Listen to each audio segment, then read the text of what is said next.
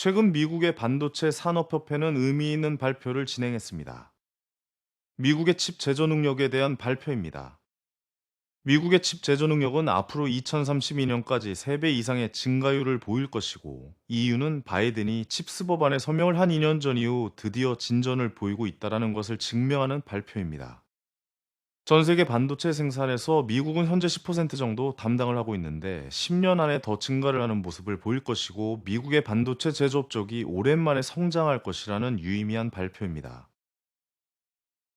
같이 발표된 상세한 자료를 살펴보자면, 중국의 생산 능력이 365%에서 86%만한 하락을 보일 것으로 보이며, 우리나라는 90%에서 129%의 생산 능력을 보일 것이고, 일본이 36%에서 86%의 고성장을 보일 것으로 보며, 미국이 11%에서 203%의 생산률을 보일 것이라는 전망은, 미국의 현재 칩스법은 앞으로의 미국 반도체 제조 경쟁에서 큰 힘이 될 것이라는 전망의 발표였다라고 볼 수 있겠습니다.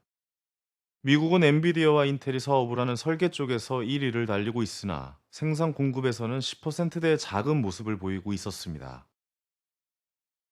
생산이 우리나라, 대만 그리고 중국 쪽에서 생산이 많이 되어가는 것이 많았으므로, 미국은 칩스법을 통해서 미국으로 불러오는 부분을 보이게 되었고, 여러 글로벌 회사들은 강대국 미국의 정책에 따라 미국 생산 공장들의 투자를 계속 이어나가고 있습니다.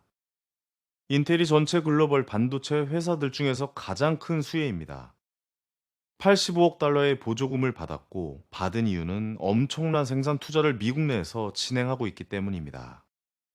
1000억 달러 이상의 투자를 진행 중이며, 인텔이 결국 나중에 빛을 볼 가능성도 이야기가 나오고 있습니다.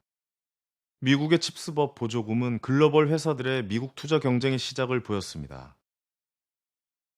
우리나라의 삼성도 테일러시 투자와 텍사스 공장의 확대 투자를 진행하며, 다른 지역의 투자까지 계획하고 있습니다. 미국으로 생산이 모여들고 있는 것입니다.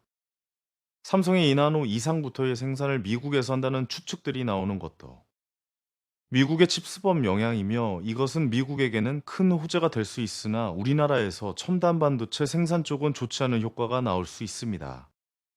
2년 전부터 진행되고 있는 칩스법으로 인해 미국은 첨단 칩 제조 경쟁에서 앞서려는 정책을 이행하고 있으며, 미국이 노리고 있는 첨단 반도체 생산이 10나노 이하의 시장 생산에서 점유율을 30% 가까이 끌어올릴 가능성이 높아지고 있습니다. 크기가 작은 칩들이 앞으로의 경쟁력으로 좋기 때문에 미국은 그 점을 노린다고 볼 수 있습니다. 작은 칩들은 스마트폰부터 최근 사용이 많이 되는 기기들, 그리고 앞으로 점점 나오게 될 첨단 기기 쪽에 계속해서 쓰일 것이기 때문에, 첨단 반도체의 생산을 미국으로 불러 모으는 효과는 시간이 지날수록 좋은 효과가 미국에서 나올 확률이 커질 것이라고 생각합니다. 또한 미국의 어느 조사업체의 발표에 따르면, 반도체 업계는 엔지니어와 기술자들의 부족으로 인해 인력이 지속적으로 10년간 부족 상황이 나올 것이라고 조사 결과를 발표했습니다. 그러므로 점점 첨단 반도체 생산과 설계는 좋은 미래 산업이 될 가능성이 높습니다.